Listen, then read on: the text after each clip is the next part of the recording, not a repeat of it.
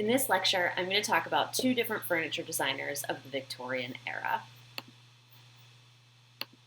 The first is Michael Thonet. Many new materials and techniques were developed for the factory production of goods, like the work of the Thonet brothers. Factory production in the Victorian era made objects relatively inexpensive and so available to a very large public. The furniture of Thonet kind of feels like the first IKEA to me. Many of their furniture parts were mass-produced and packaged to be sold in a kit of parts. In 1856, Gebruder Thonet received a patent for the bentwood process of manufacturing. The Thonet family perfected assembly line production, becoming a major manufacturer of bentwood furniture.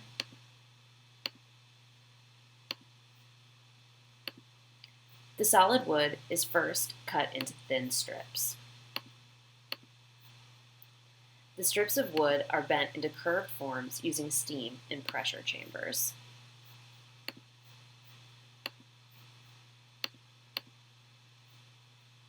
By 1859, the Thonet family was manufacturing a wide variety of bentwood designs. These pages are pictures from their catalog that you would select furniture from.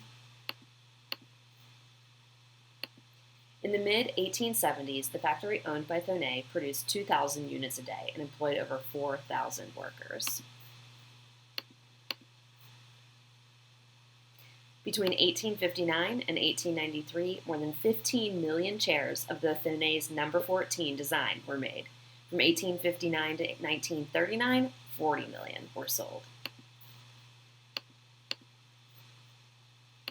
By 1913, they employed 6,400 workers and produced 1.8 million pieces of furniture per year. And I just tell you all of that so that you can get a feeling for the magnitude of their factory production. Earlier on, Thonet presented some bentwood furniture at the Great Exhibition of 1851 at the Crystal Palace, which you remember from the other lectures.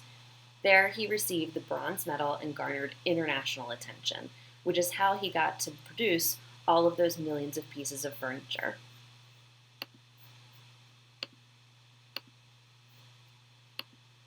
In this image, you see a chair called the Bobbard chair.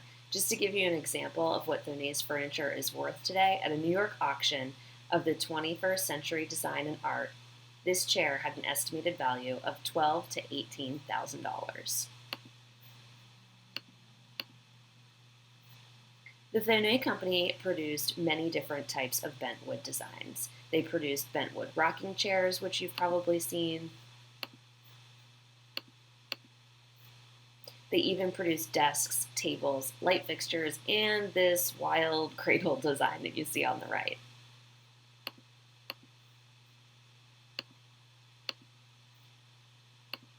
The thing that's nice about Thonet's work is that it's really easy to know and verify because they use stamps and tags that allow us to identify and date items. This designer is a little different. This is John Henry Belter. His work is not as easily proven because he didn't stamp or mark much of his work.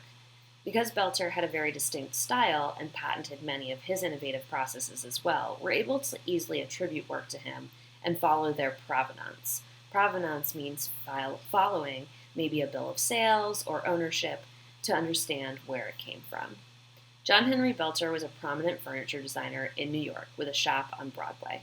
His work exhibits curving forms, thick, bulging upholstery, and frames with elaborate floral and fruit carving. Belter was known for his wood lamination process that uses paper-thin sheets of wood veneer that are glued together and then steam heated under pressure and bent and molded into three-dimensional curves. This made the wood pieces incredibly strong and allowed them to be deeply carved and decorated. His style is often called Rococo Revival. Fabric was often quilted and tufted to really emphasize their thick, bulging forms of his furniture. Metal springs that were hidden under cushions were used to create soft and bouncy seats. Belter was also known for using exotic woods, particularly Brazilian rosewood, which gives his furniture a very exotic characteristic. His carvings were infinitely more intricate and ornate than his competitors. with his rose and fruit motifs that stood apart from others who often tried to imitate his work.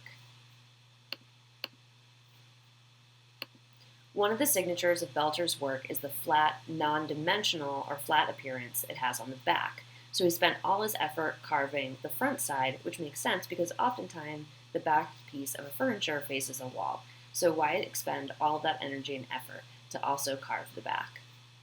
Furniture authenticated as a Belter piece will be worth significantly more than a similar item by another maker, and they don't come on the market very often, so that makes Belter pieces even more desirable. This pair of meridians is currently listed on eBay for $18,000. This parlor set is currently listed on eBay for $25,000. Some upholstered pieces made by Belter are actually marked under the seat with a paper label, kind of like Thonet did, or maybe stamped, making identification a little easier. But if a label or stamp isn't present on the suspected piece, looking at the carving and components used will provide clues. Belter always used 6 or more layers of laminated wood in his carvings, while his competitors only used 3 to sometimes 5. You can usually count the layers in the exposed edges of the wood to confirm how many were used. His carvings will be of the highest quality in comparison to similar pieces made by others, and rosewood was often present in his pieces. Carvings executed by Belter will also be much more intricate when compared side by side to other Rococo Revival pieces. Do you think this set's authentic?